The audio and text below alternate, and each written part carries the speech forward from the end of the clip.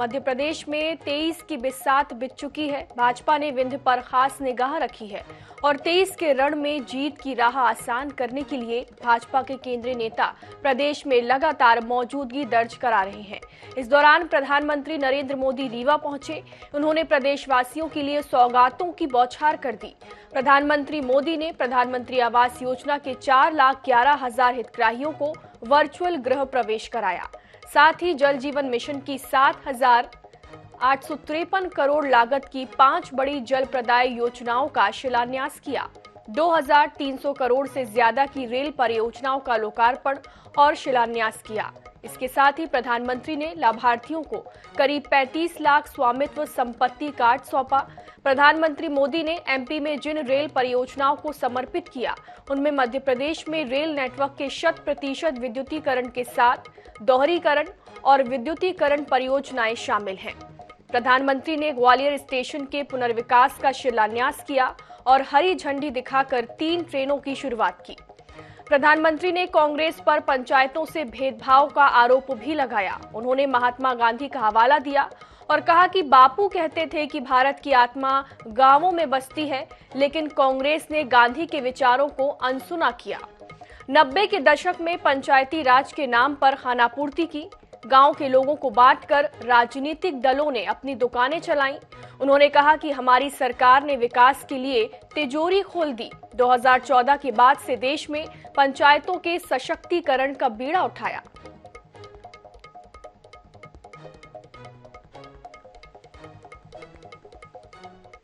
जो व्यवस्था आजादी के भी सैकड़ों वर्ष, हजारों वर्षों पहले से थी, उसी पंचायती राज व्यवस्था पर आजादी के बाद भरोसा ही नहीं किया गया। पूज्य बापू कहते थे, भारत की आत्मा गांवों में बसती है, लेकिन कांग्रेस ने गांधी के विचारों को भी अनसुना कर दिया। 90 के दशक में पंचायती राज के नाम पर खानापूर्ति जरूर की गई, लेकिन फिर भी पंचायतों की तरफ वो ध्यान नहीं दिया गया जिसकी जरूरत थी। कि छिंदवाड़ा के जिन लोगों पर आपने लंबे समय तक भरोसा किया, वो आपके विकास को लेकर, इस क्षेत्र के विकास को लेकर इतना उदासीन क्यों रहे? इसका जवाब कुछ राजनीतिक दलों की सोच में है। आजादी के बाद जिस दल ने सबसे ज्यादा समय तक सरकार चलाई, उसने ही हमारे गांवों का भरोसा तोड़ दिया।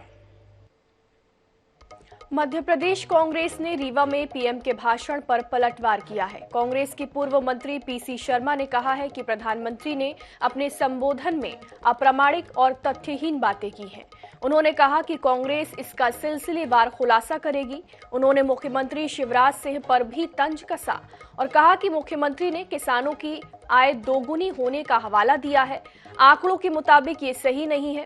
वहीं कांग्रेस मीडिया विभाग के अध्यक्ष के मिश्रा ने कहा कि वाराणसी, बुधनी और छिंदवाड़ा के विकास की तुलना की जाए, जिससे विकास की सही स्थिति का आकलन हो सके।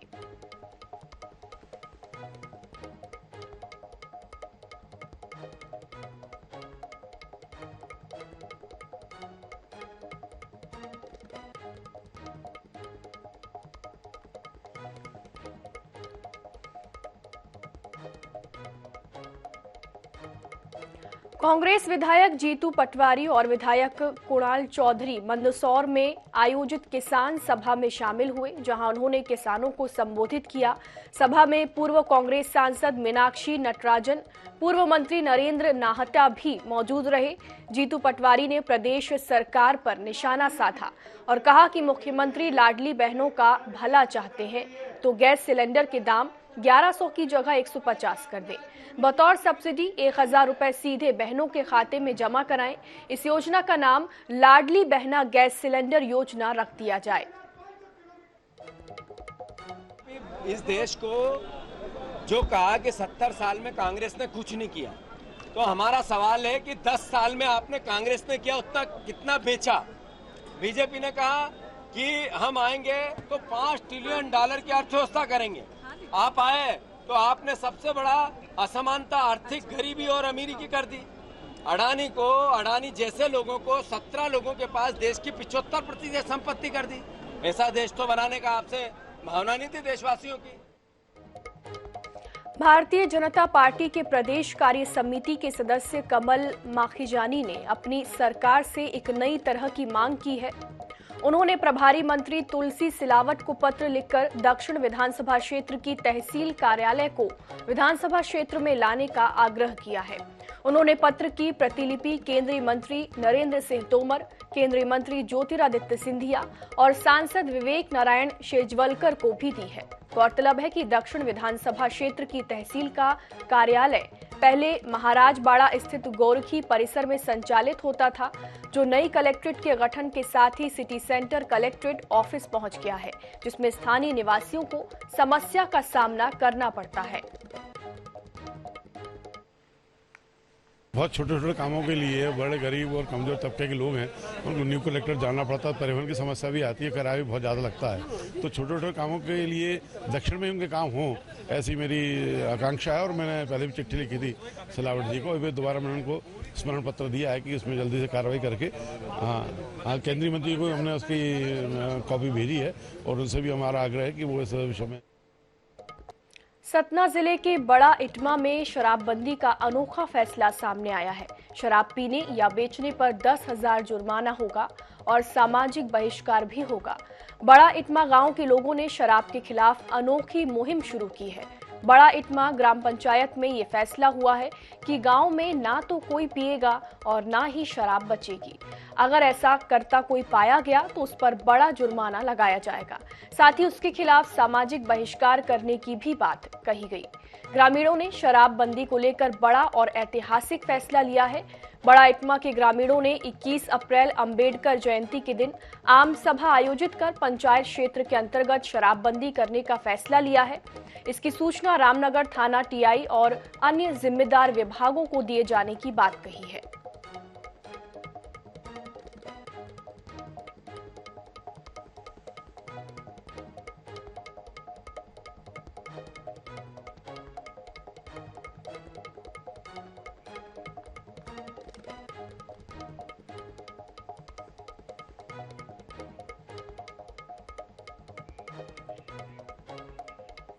इस बीच भोपाल से बड़ी खबर, शिवराज कैबिनेट की अहम बैठक आज। कई अहम प्रस्तावों पर लगेगी मोहर। इन प्रस्तावों पर लग सकती है मोहर। आर्थिक अपराध प्रकोष्ठ ग्वालियर, रीवा के लिए चौकीदार के स्वीकृत अस्थायी पदों को जारी रखने, नवगठित जिला निवाड़ी के लिए जिला शिक्षा केंद्र के दफ्तर में पदों को मंजूरी का प्रस्ताव, शहरी क्षेत्रों की सरकारी जमीन राजस्व कोर्ट की कंप्यूटरीकरण परियोजना लागू किए जाने का प्रस्ताव, देवी अहिल्याबाई होलकर स्मारक और प्रतिमा स्थापित करने के लिए फ्री में जमीन देने का प्रस्ताव, ऊर्जा विभाग में आउटसोर्स के जरिए काम करने वाले लाइनमैन के लिए जोखिम भत्ता मंजूरी देने, एक जिला एक उत्पाद के प्रशिक्षण की योजना का प्रस्ताव, अल्पकालीन फसल राशि चुकाने के लिए 30 अप्रैल 2023 करने का प्रस्ताव। साथ ही साथ ग्वालियर मेडिकल कॉलेज के तहत नए अस्पताल के लिए 972 पदों को मंजूरी देने का प्रस्ताव आएगा। तो ये कुछ अहम प्रस्ताव हैं, इन पर मोहर लग सकती है। शिवराज कैबिनेट की अहम बैठक आज है और कई अहम प्रस्तावों पर मोहर लगेगी। भोपाल से बड़ी खबर, शिवराज कैबिनेट की आज अहम बैठक है और कई अहम प्रस्तावों पर आज मोहर लगेगी।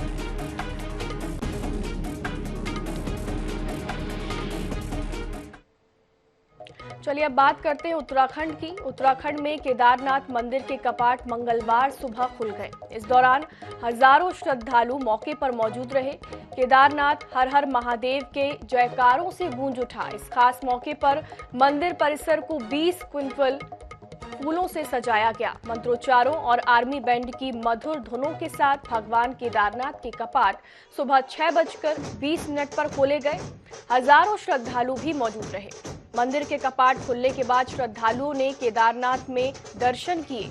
पिछले 72 घंटों से यहां बर्फबारी हो रही है। खराब मौसम के कारण मंदिर जाने वाले हजारों तीर्थ यात्रियों को आगे बढ़ने से रोक दिया गया था। इसके बाद भी बड़ी तादाद में श्रद्धालु पहुंचे।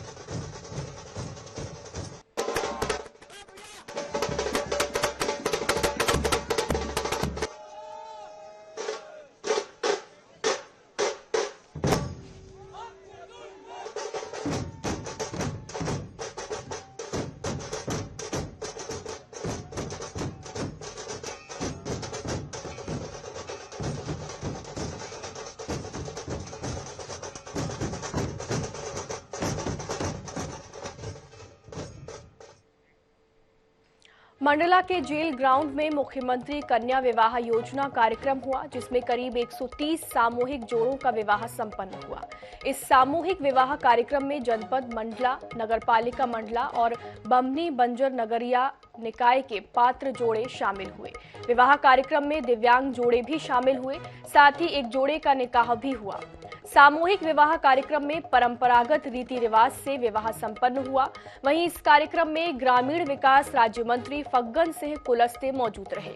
उन्होंने 39,000 रुपए का चेक और आवश्यक सामग्री नव दंपतियों को प्रदान कर उन्हें बधाई और शुभकामनाएं दी। ये मुख्यमंत्री कन्या विवाह योजना राज्य सरकार शिवराज जी ने प्रारंभ किया था उस समय से, और आज उसी परंपरा को हम आगे बढ़ा रहे हैं। इस समय ये जरूर है कि कन्यादान विवाह योजना में जो सहायता राशि है वो 55,000 रुपये, जिसमें 49,000 रुपये उनको चेक में कन्या विवाह योजना में सहायता राशि के रूप में उन गरीब कन्या को दिया जाता है। आज के इस सामूहिक मुख्यमंत्री कन्या विवाह आयोजन में जनपद पंचायत मंडला से 122 जोड़े, इसके अलावा नगर पालिका से 10 जोड़े। कन्या विवाह निकाय योजना के अंतर्गत जनपद पंचायत मंडला में आज यह विवाह का कार्यक्रम कराया जा रहा है, जिसमें लगभग 138 जोड़े आज विवाह के बंधन में बनने जा रहे हैं। इस साल का स्वच्छता सर्वेक्षण 23 अप्रैल यानी कि रविवार से शुरू हो गया है। 1 मई से जमीनी सर्वेक्षण के लिए केंद्र सरकार की टीम भोपाल शहर का कभी भी दौरा कर सकती है। भोपाल निगम ने स्वच्छता सर्वेक्षण को लेकर तैयारियां भी शुरू कर दी हैं। भोपाल में कामगारों की संख्या है 8,000 और इसमें से भी आधे भी फील्ड में नजर नहीं आते। नतीजा, रोजाना 10 से 15% घरों से कचरा नहीं उठता और मुख्य बाजारों तक में रोजाना झाड़ू तक नहीं लगती। सफाई कामगारों की इस उपस्थिति का सीधा रिश्ता नगर निगम के भ्रष्टाचार और राजनीतिक हस्तक्षेप से जुड़ा हुआ है। अगले महीने फील्ड सर्वे होगा, लेकिन हकीकत यह है कि 100% डोर टू डोर कचरा कलेक्शन के दावे के बावजूद शहर में कई जगहों पर कचरे के ढेर नजर आते हैं। कर्मचारियों के लिए फील्ड में उपस्थिति सुनिश्चित करने के लिए बायोमेट्रिक व्यवस्था लागू की जाएगी। वहीं बुधवार से महापौर मालती राय शहर की साफ सफाई व्यवस्था को लेकर औचक निरीक्षण भी करेगी। आज हमने एक AHO और जितना भी सिविल वर्क हो, उद्यान है और सीवरेज है, इन सब अधिकारियों की मीटिंग बुलाई है। और नगर निगम के कर्मचारी तो काम करेंगे ही, स्वच्छता का भी करेंगे, मगर भोपाल की जनता से मेरा आग्रह है कि आप भी सहयोग करें और स्वच्छता में भाग लेने के लिए जब टीम आएगी उस समय भी जनता का सहयोग की आवश्यकता है। और अभी नगर निगम के कर्मचारी जब सफाई अभियान कर लेंगे तो उसके बाद भी उनका एरिया स्वच्छ रहे, ये जनता से मेरा आग्रह है। बता दें कि अगले महीने स्वच्छता सर्वेक्षण होने जा रहा है और इससे पहले महापौर मालती राय निगम के अलग अलग विभाग की बैठक कर रही हैं, जिससे भोपाल का स्वच्छता में नंबर 1 पर नाम दर्ज हो सके। साथ ही अब भोपाल में भी इंदौर की तर्ज पर गंदगी करने वालों पर सख्त कार्रवाई की जाएगी और इसके लिए स्पॉट फाइन पर जोर दिया जाएगा। INH 24/7 के लिए भोपाल से सनी मालवीय की रिपोर्ट। इंदौर में रेसिडेंसी कोठी पर आपदा प्रबंधन और ट्रैफिक को लेकर बैठक आयोजित की गई, जिसमें बीजेपी के राष्ट्रीय महासचिव कैलाश विजयवर्गीय समेत महापौर, सांसद और विधायकों ने अपनी मौजूदगी दर्ज कराई। बैठक में शहर में बन रही हाई राइज बिल्डिंग्स में सुरक्षा इंतजाम और उपकरणों की मौजूदगी पर बात की गई। साथ ही नए फायर स्टेशन को लेकर भी विमर्श किया गया। बैठक में शहर की ट्रैफिक व्यवस्था में सुधार किए जाने के बिंदुओं पर भी चर्चा की गई। इस दौरान कैलाश विजयवर्गीय ने कहा कि जरूरत पड़ने पर नेतागण भी ट्रैफिक संभालेंगे और लोगों को जागरूक करेंगे। विजयवर्गीय ने नाइट कल्चर पर भी राय दी और कहा कि आज नाइट कल्चर में युवा नशे की ओर जा रहे हैं, उस पर हमें विचार विमर्श कर रोक लगानी चाहिए। उन्होंने पुलिस कमिश्नर को नशे पर रोक लगाने के निर्देश दिए। जो अधिकारियों के साथ हम लोग बैठे थे और एक आपदा प्रबंधन इंदौर शहर की, इसके लिए हम लोग बैठे हैं क्योंकि हमारे यहाँ हाई राइज बिल्डिंग बन रही है, तो उसमें फायर फाइटिंग की व्यवस्था कैसी है और क्या क्या होना चाहिए।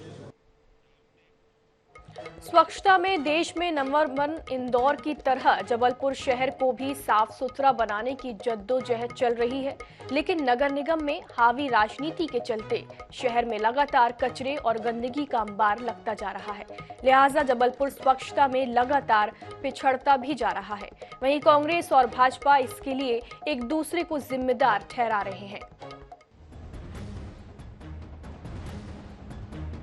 जबलपुर नगर निगम में जब से कांग्रेस के जगत बहादुर अन्नू महापौर बने हैं, तब से नगर निगम राजनीति का अखाड़ा बन गया है, क्योंकि इस नगर निगम में निगम अध्यक्ष भाजपा से हैं और नेता प्रतिपक्ष सहित भाजपा के पार्षदों की संख्या ज्यादा है। भाजपा पार्षद दल और महापौर के बीच जमकर आरोप प्रत्यारोप का दौर जारी रहता है। ताजा मामला डोर टू डोर कचरा उठाने वाले ठेके से जुड़ा है, जहां पर घर घर कचरा उठाने वाली गाड़ियां लोगों के घरों तक नहीं पहुंच रही हैं। लोगों के घरों के सामने कचरे का ढेर नजर आता है। इसके लिए महापौर भाजपा पर आरोप लगा रहे हैं। डोर टू डोर कलेक्शन का काम जबलपुर शहर में 50 से 60% हो पाता है, बाकी घरों में नहीं पहुंचते हैं। यह बहुत दुख की बात है। हम लोगों ने प्रयास किया, MIC से जब हम लोगों की MIC गठित हुई तो पहले कुछ महत्वपूर्ण कार्यों में से MIC में हम लोगों ने डोर टू डोर कचरा कलेक्शन करने वाला जो हमारे कॉन्ट्रैक्टर है, जो बैंकक्रप्ट भी हैं और उसके अलावा वो काम भी नहीं कर रहे हैं। नेता प्रतिपक्ष कमलेश अग्रवाल महापौर के इस आरोप पर पलटवार करते हैं। उन्होंने कहा कि निगम के पास कोई संसाधन नहीं है, तो फिर हम क्यों इस ठेके को निरस्त करें, और जो ठेका करवाने की बात की जा रही है उससे मुझे शक होता है, कहीं इनका पार्टनरशिप का झगड़ा न हो। वो किस बात का आरोप लगा रहे हैं ये मालूम है आपको? वो आरोप इस बात का लगा रहे हैं कि आप बोल रहे हो कि डोर टू डोर का जो ठेका है उसको कैंसिल करो। हम किस हिसाब से कैंसिल कर दें? आपके पास पहले संसाधन है? पहले आप ये बताइए, आपको गाड़ियां खरीदना पड़ेगा, लेबर लाना पड़ेगा, कहाँ से लाएंगे आप? मुझे तो इस बात पे बार बार शक होता है कहीं इन लोग की पार्टनरशिप का लफड़ा ना हो। जबलपुर में शहर का विकास और स्वच्छता दोनों राजनीति का शिकार नजर आ रही हैं। लोग कहते हैं कि राजनीति भूलकर शहर के विकास में सबको आगे आना होगा, तभी जबलपुर इंदौर के बराबर आ सकेगा। INS 24/7 के लिए जबलपुर से फतेह सिंह की रिपोर्ट। संविदा स्वास्थ्य कर्मियों ने अपने हाथों में मेहंदी से अपनी मांगे लिखकर एक नए तरीके से विरोध प्रदर्शन किया है। बता दें कि स्वास्थ्य कर्मी बैतूल जिला मुख्यालय पर अपनी 3 सूत्रीय मांगों को लेकर अनिश्चित काल और क्रमिक भूख हड़ताल पर बैठे हैं। प्रदर्शनकारियों की 3 सूत्रीय मांगों में नियमितीकरण, वेतनमान और निष्कासित स्वास्थ्य कर्मियों की बहाली है। संविदा स्वास्थ्य कर्मियों का कहना है कि लिखित आश्वासन मिलने के बाद ही वे हड़ताल खत्म करेंगे।